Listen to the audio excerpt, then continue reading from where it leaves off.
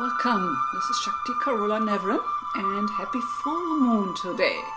So even if this is a forecast for the coming week, it starts out on that bang with a full moon in Aries. So let's get to it. So first of all, I want to thank all you guys who come faithfully every week to do this together with me. And because I have to do this little intro for people who haven't met me yet, which is about 90% of the people watching this, so I would just to suggest to people who have heard this to just scroll forward to the meat of the video. So a little bit about me. I'm not a fortune teller, so I don't do woo woo woo, this is going to happen, even if this is a weekly forecast. But as you might know, if you have already had a little more experience with astrology, the future is not set in stone. So astrology on the high end of what it has to offer is really about us having choices and the freedom of choice. But then that freedom of choice is depending on our state of consciousness. So your consciousness is the key. So that's why you want to get prepared with these weekly forecasts. So you have an idea what are the celestial forces coming at you. Hi Sherry, good to see you. So, and when you know what are the low-end possibilities of those actualizations and the high-end possibilities, then you will have choices. So this is what I like to teach you about and guide you deeper every week, because every week there are other things in the foreground. So I'm very passionate about astrology, and I have seen it being so helpful not only in my own life, but for so many clients of mine over the years. I'm almost doing this for 40 years. So I want you to learn a little bit about astrology so it can support you and help you to thrive in your own life. So I'm what they call an evolutionary astrologer. So that's the perspective, using your chart as an entryway to that choice, to that freedom, to that stepping up to a higher potential of manifestations, and to really touch into your karmic destiny. So this is really the highest vision astrology has to offer. And I have been doing it almost 40 years now, so I actually get more and more excited about it, because the more I learn, the more I deepen my own skills, so more I'm able to thrive in my own life and help others. So I am also the founder of Master Astrology Academy. This is where I teach you evolutionary astrology. So if you really catch the bug, which I hope you do, with astrology and what it can do for you, then that might be the next step for you to really learn the nuts and bolts, as I call it, of astrology. So this is where you will learn about the signs, the houses, the planets in the signs and the houses, and the aspects, and how to actually read a birth chart. So I put a link down there for you. You could also just Google for Master Astrology Academy, and it will guide you to where you get more information.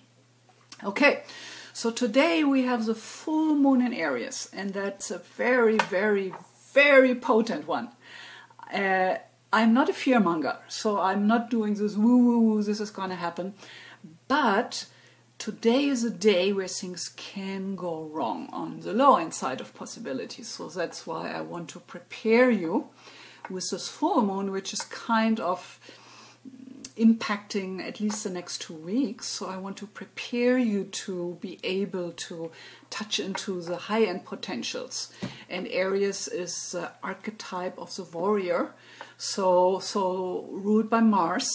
And the low end of that is violence, abuse, war, terror, all the nasty stuff, being victimized, nobody wants in their life. And then the high end is where we consciously take action steps, where we consciously touch into our passion and move towards manifesting that more deeply in our life. So I think today is a really good day to become very conscious about that sense of guidance, and we all have a guidance wanting us to thrive. Our higher self, connecting with us through our emotional body, wants us to thrive. And then if you need a little more help, then you want to look into your birth chart, because that's really the blueprint of who you are in all the potentials from low end to high end. So your birth chart actually can tell you not only what your professional fulfillment and successes are possibly, but also how you can stay healthy, how you can be in alignment with a more meaningful self-expression, and all that stuff, what you're looking for in a relationship, and so on.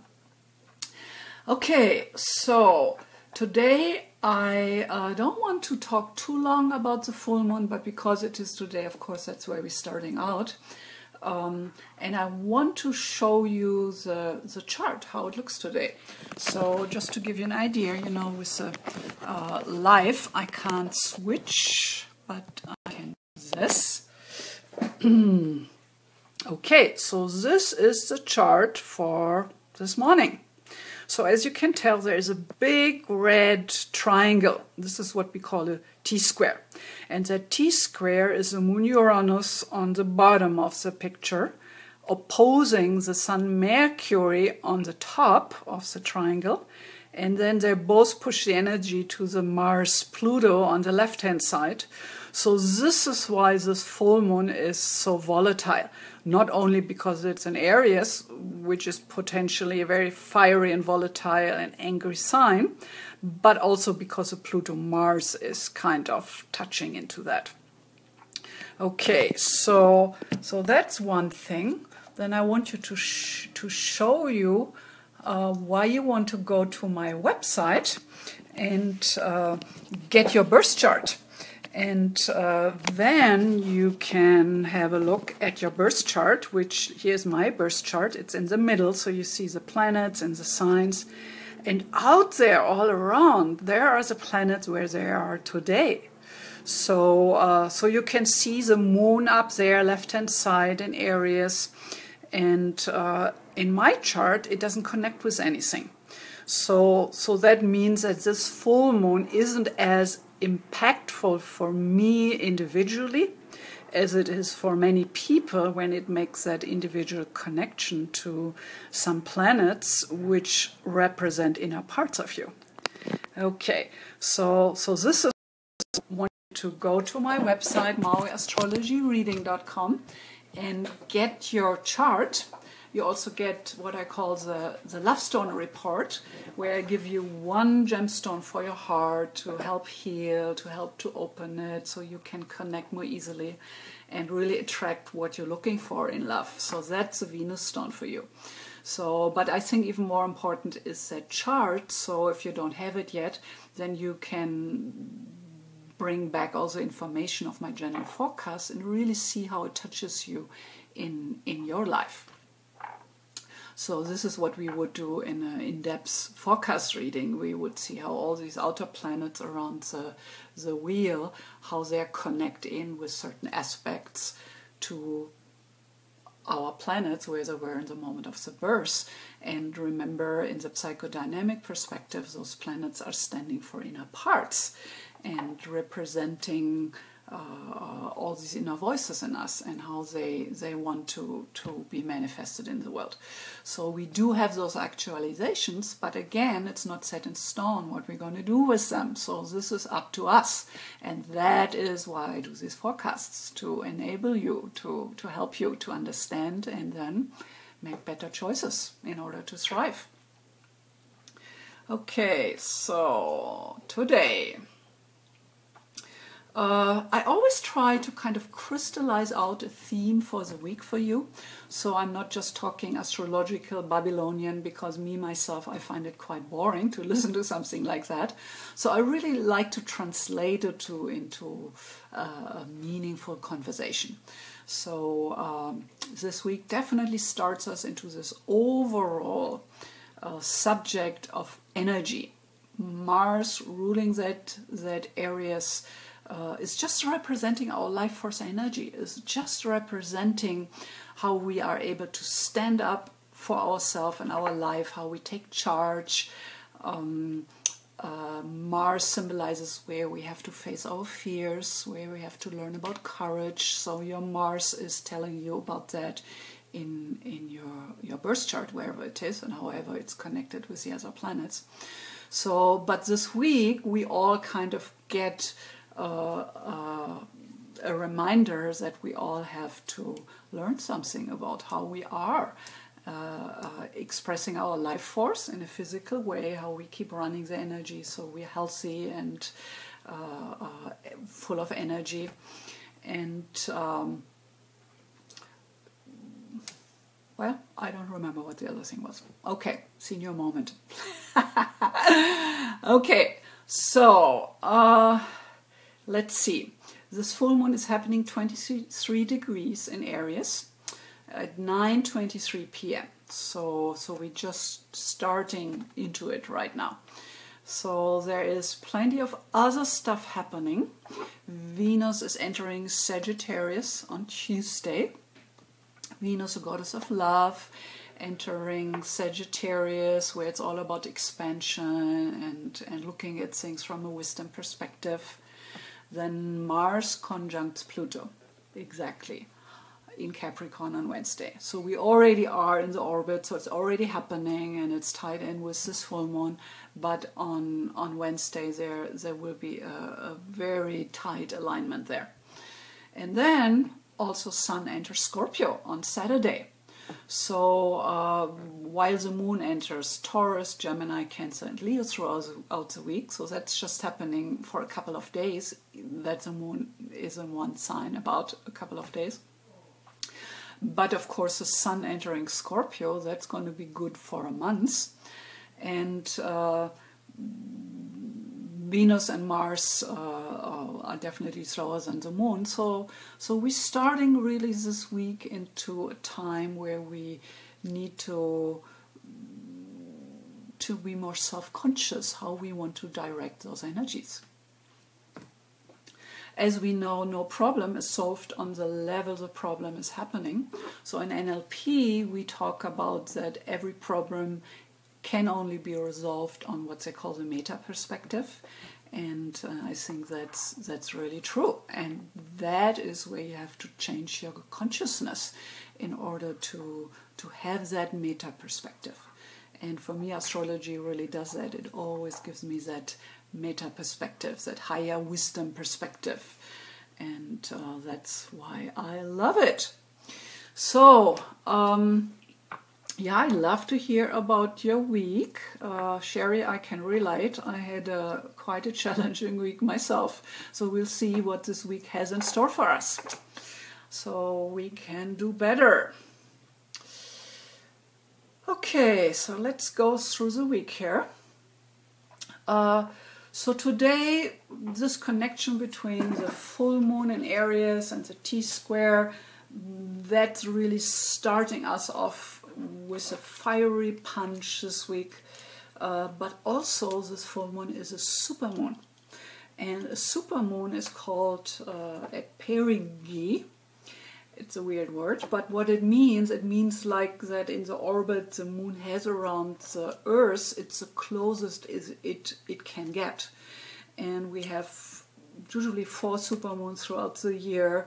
And while the moon already in itself is very strong, pulling on the tides and the Earth's plates and our personal energy fields, a supermoon does it even stronger because it's so close. So it really pulls and pushes on our energy fields.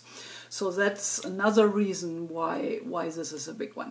So I think today is a good day to really honor the god of war and action and do something to start that conversation.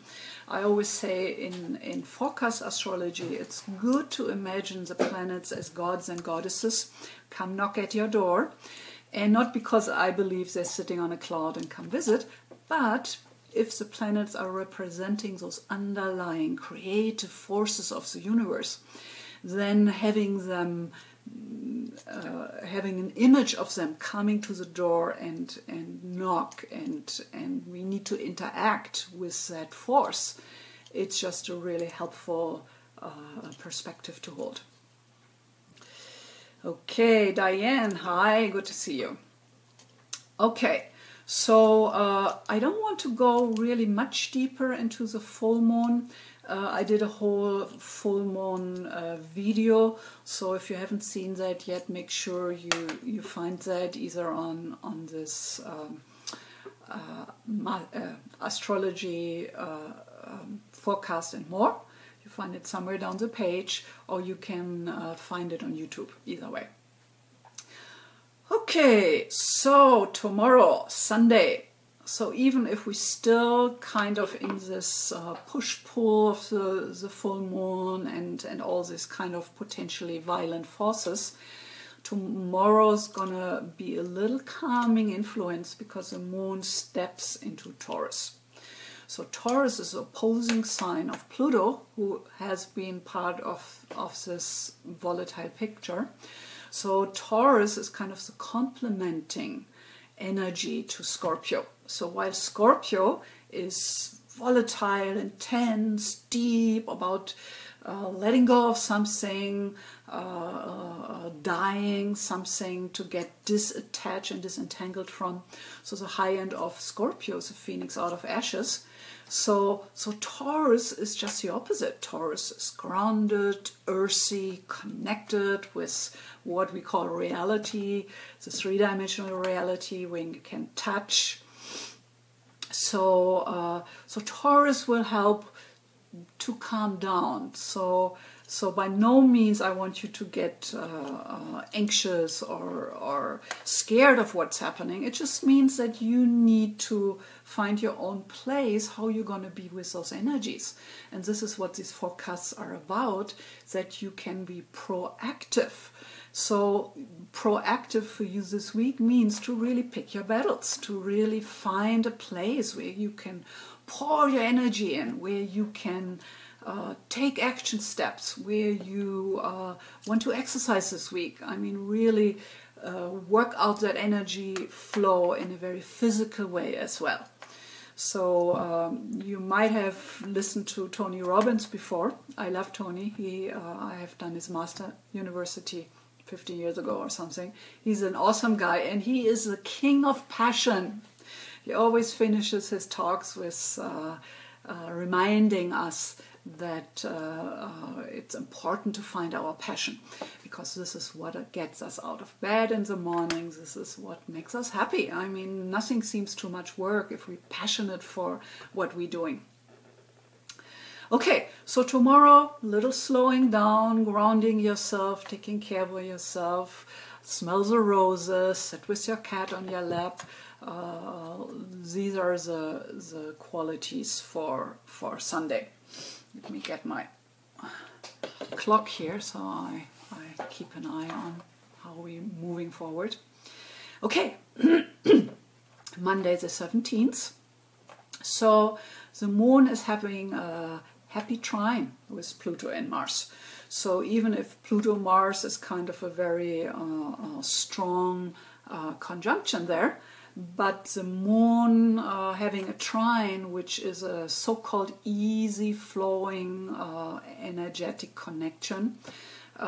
So on Monday it means that we will be more easily connecting with those forces of transformation and courage and stepping up. So also the moon has a sextile to Neptune, which brings in the connection to the ocean consciousness, the ultimate expanded divine consciousness. So we might get some true insights on Monday, how we're gonna surf this particular wave. So as you might know, I live on Maui. So here in Maui, every child knows that you can't fight a wave. So you have to learn how to surf it. And then it's actually fun and exhilarating. And I mean, there are some huge waves out there people surf. And you want to know what you're doing. And then it's all fun. So with the celestial forces coming at us, you can imagine them as celestial waves. And you need a little skill, which is your consciousness, in order how to surf those waves. So Monday is kind of an easier day, which will connect us with our own inner guidance, how we want to do it, how we want to serve this potentially very fiery, violent wave. Okay, Tuesday the 18th, Venus enters Sagittarius. So Venus, everybody knows Venus as a goddess of love, harmony, beauty. So in our chart, we talk about Venus as giving us hints what we really need in order to connect, to have love, to have intimacy in our life. So the Venus in your chart will tell you about that. And when the transiting Venus enters a new sign, it kind of adds that quality to our ability to connect with the other, the intimate partner, the friends, the family, people we newly meet. So Venus entering Sagittarius, which is a fire sign ruled by Jupiter, it's all about expansion. It's all about stepping things up to a more expanded, expressive level. So with Sagittarius always wants us to step out of our comfort zone, to really dare, to be an adventurer, a gypsy woman.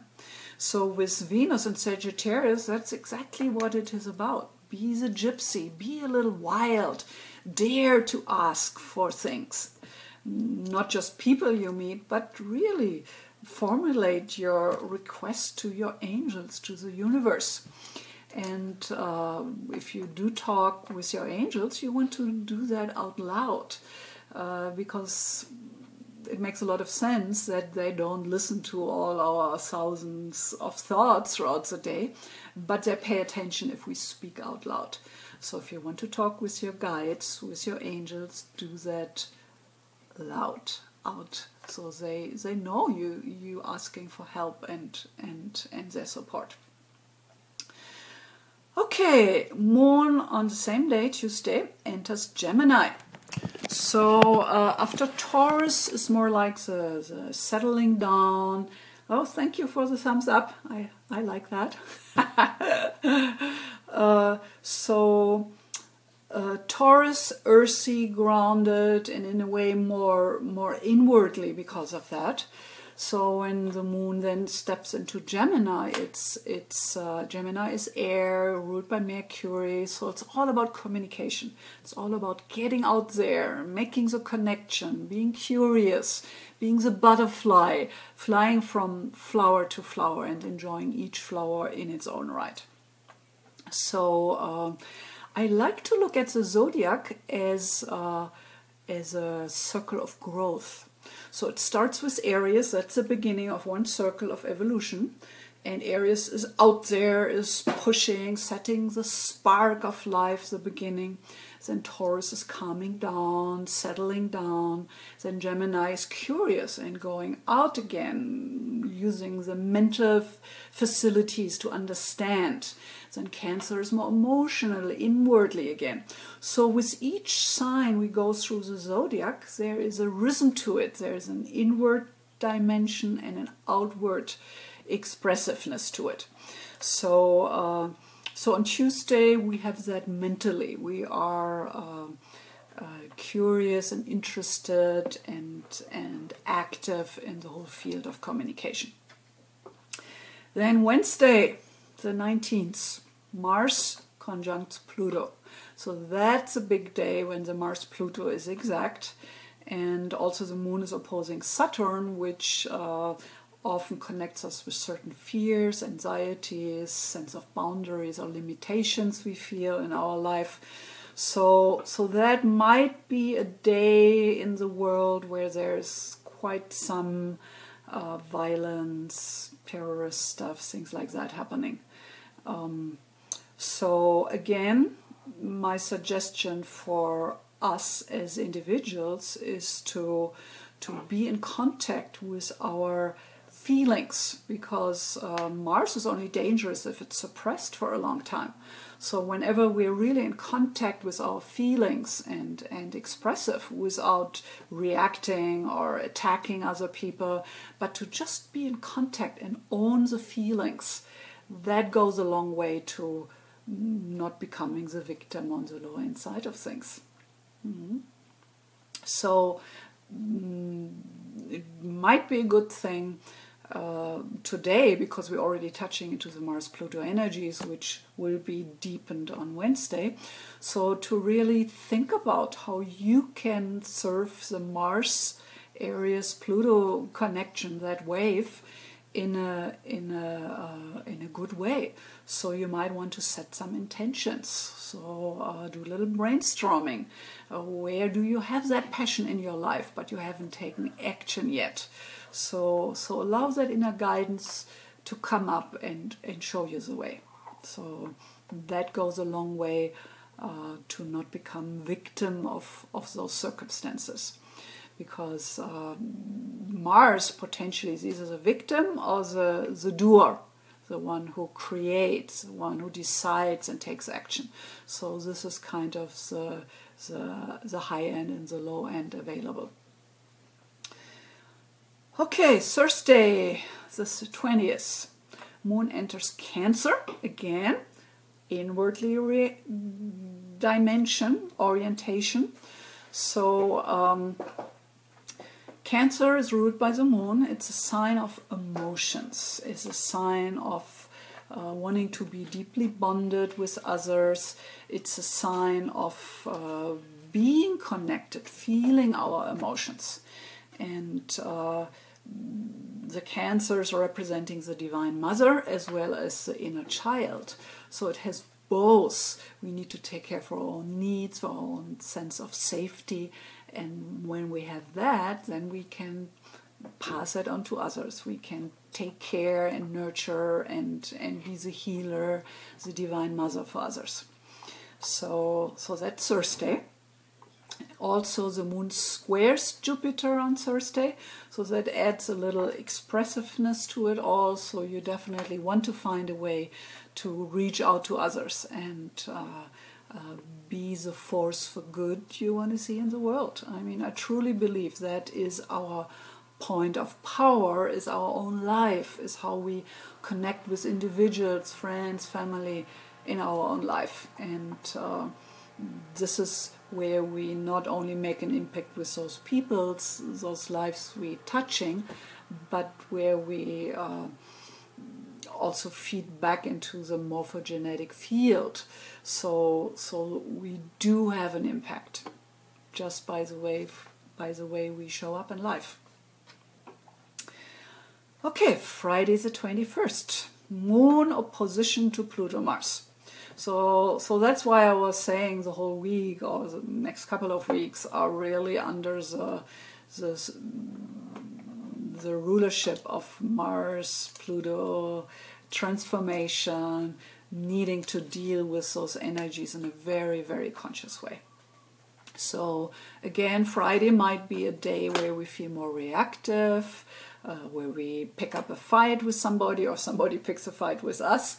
So I always think when we encountering those more volatile, aggressive energies, that part of a smart way to do that and hold it is to develop that witness perspective. So, I mean, we all have a witness perspective. That is the consciousness which is holding our individual experience. So, and we can nurture and develop that before we kind of get reactive and dump on somebody, we can hold that space for a moment and just watch what's going on, what kind of thoughts are going through our mind and what feelings are there. And if we manage to hold that little space, then we actually might decide to not go off, to not be reactive, and we do have a choice. But that choice solely depends on our state of consciousness. Okay, Saturday. Saturday is the 22nd. Sun enters Scorpio. So not only do we have Pluto, Mars all over the week, we also have the Sun entering Scorpio. So again, this is about transformation. It's about honesty with our own self, in connection with the feelings. And I'm gonna talk a little bit more about Sun in Scorpio throughout the months, but just shift from Libra, where it was all about balance and harmony and love and connection. Now it's really about that deeper level of that. Who are we? How are we able to really create that deep, trusting, honest, deeply bonded relationship where we have that eye to eye, where we see each other's naked soul? So that's the intention of Scorpio. So it starts with self-honesty. I mean, if we are not even honest with our own self, how can we show up honest with others? So that's basically the invitation with Sun entering Scorpio. And on the same day, Saturday, Moon enters Leo. So our emotional set point enters Leo, which is the queen, the king of the zodiac, where it's all about self-expression, being on the stage of life, shining your own light, being charismatic, trusting that you as an individual have certain individual skills nobody else has, and you came in order to contribute from that. So that is an additional energy on Saturday. Okay, yeah, Sherry, Sun and Mercury in Libra, so you must have had a nice last month with the Sun transiting, Sun going through Libra, but now the energy shifts out of that. Okay, I am not only an astrologer but also a gemstone expert. I've written the book Jewelry and Gems for Self-Discovery, which is here. So it's a book which introduces you into astrology and how you can use gemstones in order to support certain areas of your personality. So I always have stones I play with, so I always want to give you a suggestion in case you love gemstones and you want to use that extra energy medicine. So I always give you the gemstone for the week. Of course, if you want to do more tuned support for your birth chart, then you want to get my gemstone profile report. You can Google for the name and you will find it, where I give you one true birthstone for each of the planets in your chart. So for example, if you have a Mars activation in your chart, then you want to use that Mars gemstone to help you to weather that on the highest level potentially available for you. So last week I already talked about the Herkimer diamond as a general, really helpful gemstone to help balance. Where is it here? That is a Herkimer diamond. That's my plaything here. And it's so special because it's a double terminator where the plus and minus end are sitting very close together. So it's a universal stone, always good to balance your heart, to balance when you're in a pickle, when you feel pulled into two directions, you don't know what to do about it.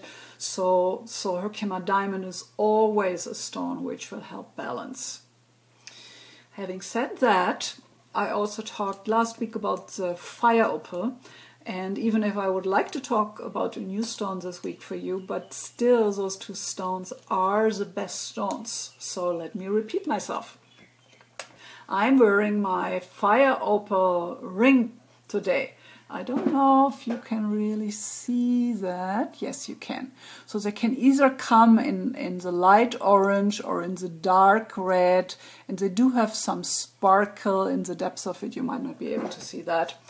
But nevertheless, the fire opal is a stone of transformation of energy, of life force energy. So fire opal connects to the three lower chakra, first, second, and third, where it's all about our sexual instincts and drives and how we express our personal energy. So fire opal is the one who transforms. Wherever there are blockages in the chakras, in the energy flow, fire opal will help to open that up. So I think if you have a fire opal in your collection or as a piece of jewelry like I do, this week is definitely a good week to get it out and wear it.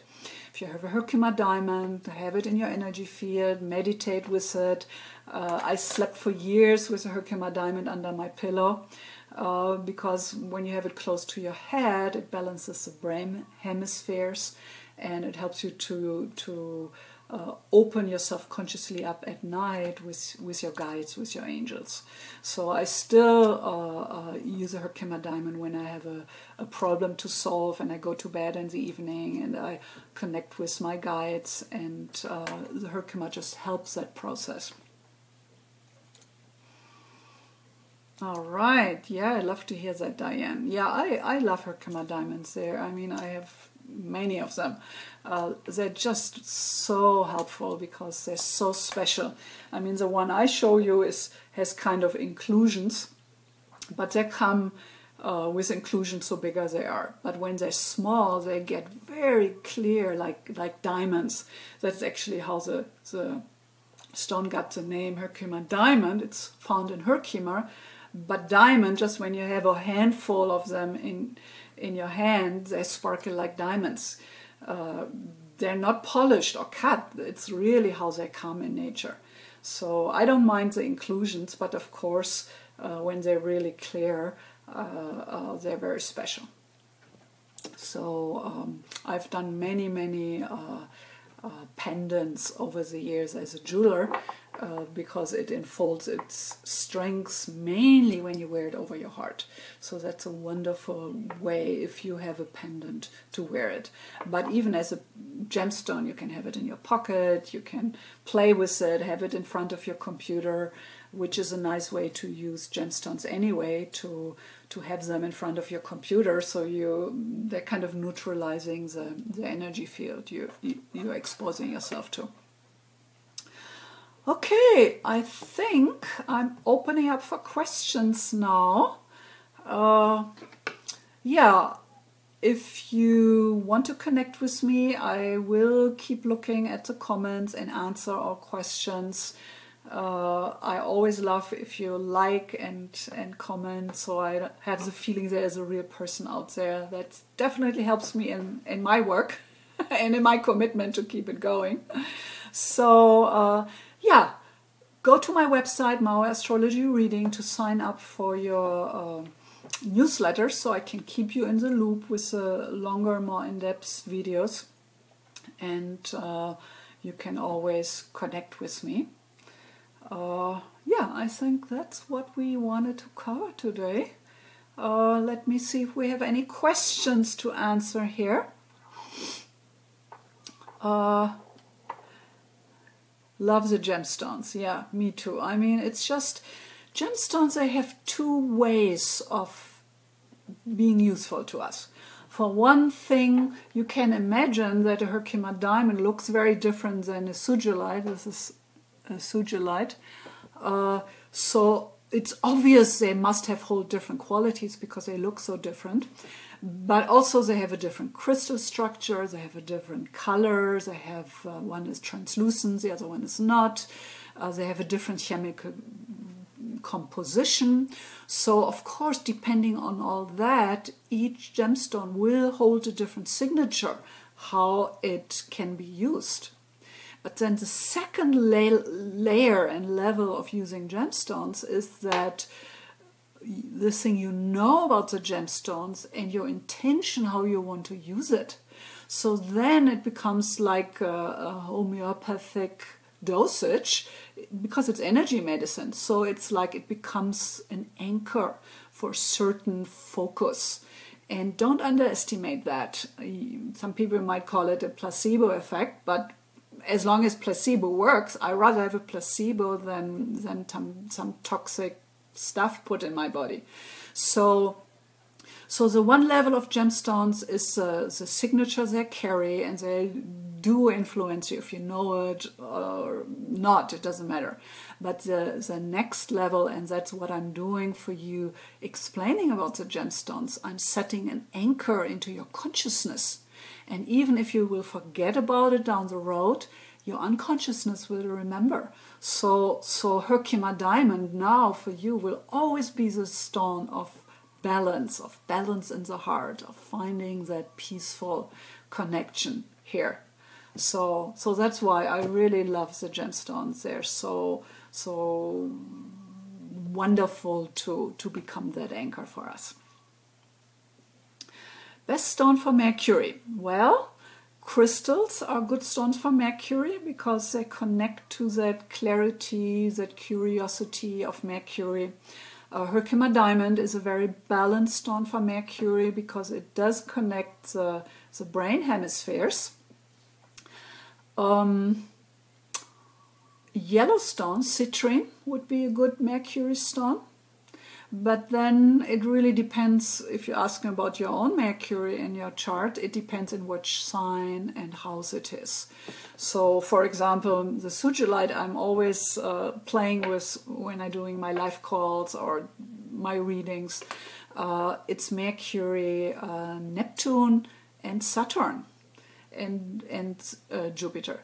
So it helps to bring in that Neptunian quality, this being connected to the non-physical, into a very concrete three-dimensional reality. So it helps to bring in that intuitive, psychic connection I'm having. So it helps me to find the right words, the practical applications for you. So that's why we can get very specific for what Mercury is actually the right Mercury for you. Okay, my dears, I wish you weather this week well. So you want to start out today to set your intentions and keep me posted how it is going for you. So I wish you a wonderful Sunday, weekend, and I see you soon. Aloha!